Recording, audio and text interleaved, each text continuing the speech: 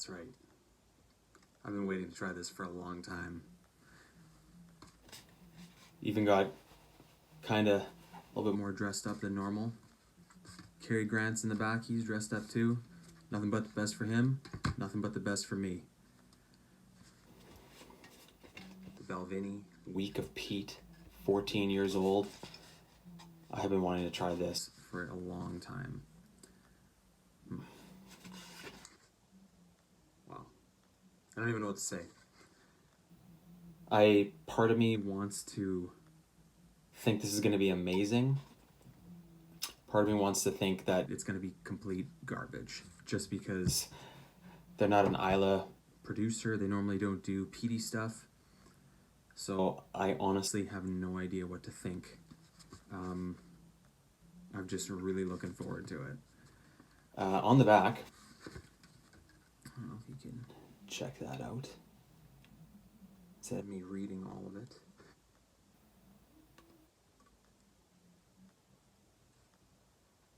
So,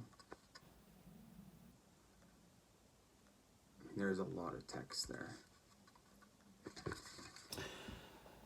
So anyway, basically, long story short, for 1 week at the end of the year, they produce a peated whiskey, and apparently it's been a kind of a big deal, or it's become a big deal over the years. So, one of the biggest regrets for me in my Scotch history is not picking up the Balvenie Peated 17. It wasn't a week of peat. I don't know if that was before they did weeks of peat or what, but there was a 17-year-old bottle in the States, and at the time, I didn't really know what peated Scotch was. I was really new. This was back in like 2013 or 2014 or something like that. So I was kind of scared to try it out. Now, like huge je m'appelle regret right here.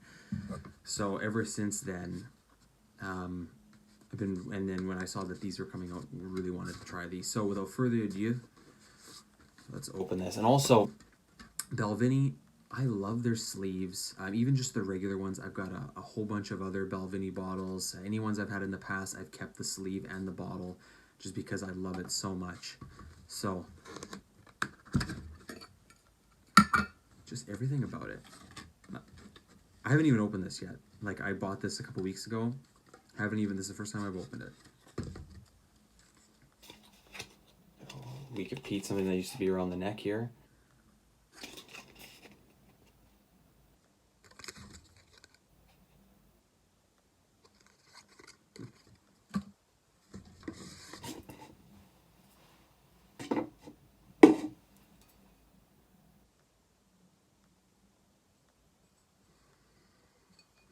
That is an impressive specimen right there. The Balvenie Week of Peat, aged 14 years. The story of Ian Miller using smoke from Speyside peat for 1 week of the year. And this is what you get. Now, again, like I said about the tube, Balvenie bottles, one of my absolute favorite. There's just something I love about these things.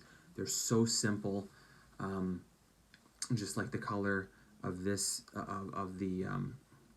I can't remember what that's called at the top, but you know what I'm talking about. Just the simple neck, but yet elegant, beautiful bottles. I love these things. I can't get enough of them. Now, the one thing, I usually judge whiskeys based on their color, for myself personally. I usually like darker whiskey stuff that's kind of light. I usually don't like as much. Now, there are some exceptions, like I can think of Suntory's really light, but that one's not too bad. The Bushmills 10 is kind of a light colored. Some of the Macallan Oak ones, they're pretty light colored, but they're not too bad. But generally, a lot of other scotches that are light, I generally don't like them. But this one, it's kind of hard to tell because I'm inside. But when you're, say, like either in sunlight or when you're in a bright room, it's actually very light when you're compared to like a double cask or the Caribbean or any of that other stuff. So I have no idea, again, what to think of this. It might be amazing or it might be complete garbage. I have no idea. I feel really bad calling any Balvenie garbage because it's not. I don't expect it to be. By me saying garbage, it might just be something that I don't really like I don't know, maybe it'll be like an Octomore, which I can't see being that peaty. But anyway, I'm going to shut up and I'm going to open this thing. I kind of didn't even want to open it, but I've been wanting to know about it for so long that I gotta open it. So I get a better stilt here for this thing. Plus, kind of wanted my brother-in-law to experience this too.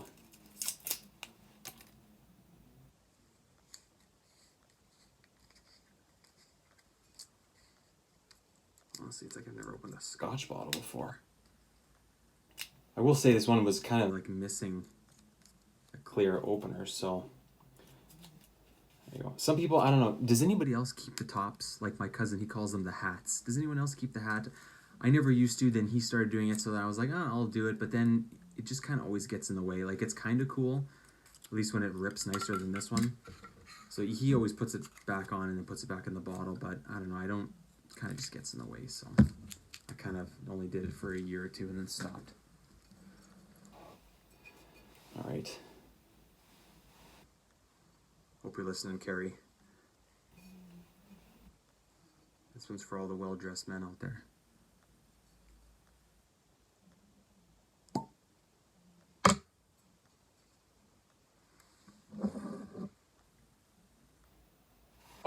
Get this garbage off here.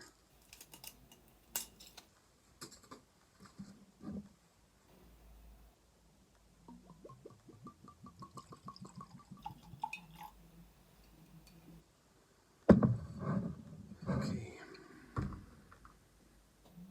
I don't even know where to put this anymore. Got the TV in the back, so I'll just put it right here. Real, really nice smoke on the nose.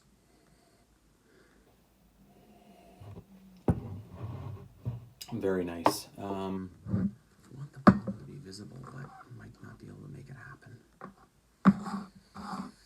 Anyway, sorry, this video is...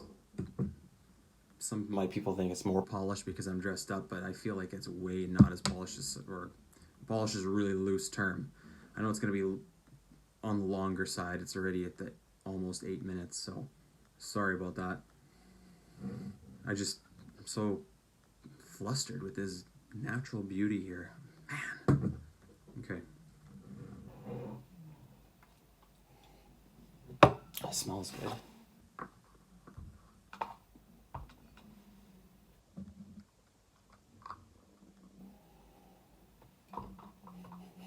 Yeah, so anyway, again, like I mentioned before, I'm not the best at picking out the notes. If you want super high-end connoisseur, Google somebody else. Sorry, but I'm not the best at picking out the scents. But yeah, really nice, like no burn at all on the nasal passages there. Just a really nice, balanced, smoky smell, like really nice.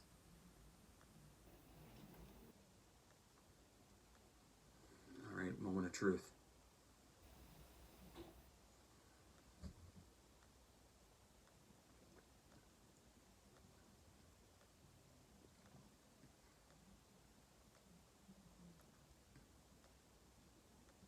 Is the anticipation killing you? It's really good. It's really good.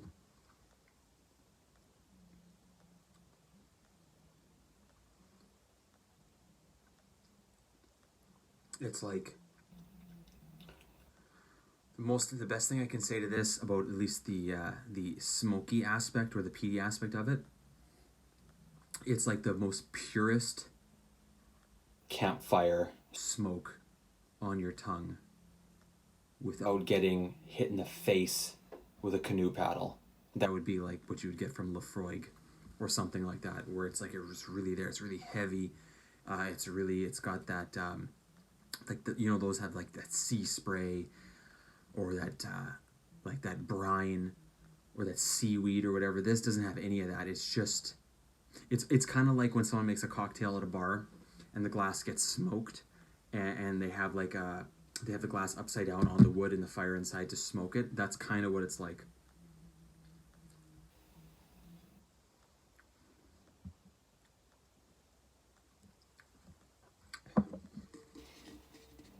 very nice. I'm sorry, I can't really pick out the flavors. Like, to me, it's just really mellow iodine peatiness, like a typical peaty scotch, but just really well balanced. Very smooth. I know some people like cringe anytime someone else labels a scotch as smooth. But yeah, this is better than I thought it would be, but it's everything I hoped it would be, if that makes sense. So like on the back, using smoke from a heavily peated furnace, like the very old days when every farm burned peat from the land and made whiskey in a pot over the fire. We added a peat burner to the side of the kiln. Trailing the burner in the early days allowed us to get levels similar to Lefroy and Ardbeg, 30 parts per million. It was in 2002, this is David Stewart talking, it's 2002 when we first decided to bring peat back. We asked ourselves, why don't we take a week out of the year to make peated whiskey? Let's just do it. It made sense to do it in a week, generally at the end of the summer or winter when we're shutting down for maintenance at the distillery. I'm quite proud of the way it's turned out. It's clear that it's the Balvenie as opposed to an Isla peat, with that honey, vanilla, citrus flavor, but with an extra layer of delicate smokiness. Okay, bang on, David. That is definitely, you can tell it's like a Balvenie scotch and not those other distillers.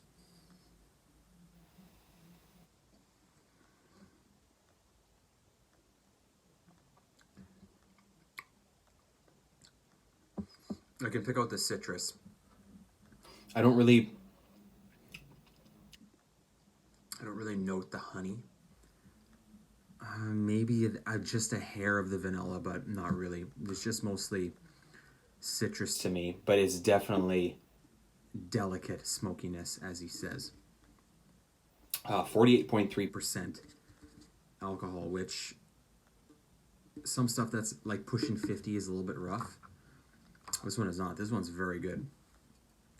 I was dying to get the 17, but either the 17 was brand new and it's not even released in Canada yet, or it's just not anywhere. So I could only find the 14, and the 14 was only in Alberta. Like, you can't get this in Manitoba.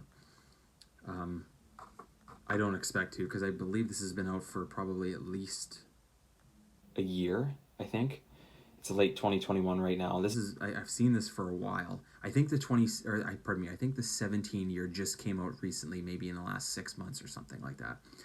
That I didn't see anywhere in Alberta, and usually Alberta has everything because it's private liquor as opposed to government-run liquor, like in Manitoba, Ontario, and BC, and practically every other province in this country. So if you're in the States, maybe you could easily find the 17 by now. That's one I really wanted, because I really think 17 and 18-year-old scotches are the absolute perfect sweet spot, that perfect zone.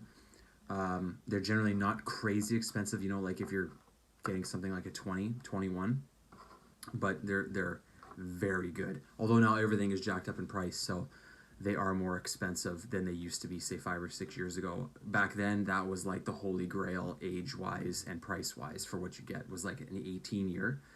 My cousin and I had a lot of 18-year-old whiskeys, and we found that they were all, and when I say whiskeys, I mean scotch. Like, I'm not pulling up like 18-year bourbons or Canadians, or like, whatever. That stuff's a waste of time.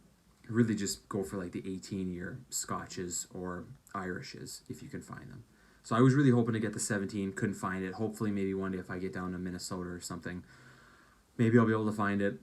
Either or. This stuff, 14-year week of peat, this is better than I thought it would be. Like I said, everything I hoped it was. I would definitely recommend picking this up. This is quite the bottle. I'm gonna savor this one for a while. So to everybody out there, if you can, go grab one. 17, I'm sure the 17 even better than this one. So, week of peat.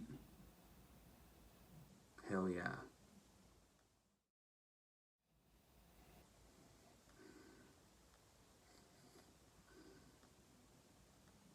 Anybody ever seen this movie in the back? I haven't watched it yet. It's on the PVR. Been meaning to watch it. Suspicion. Cary Grant.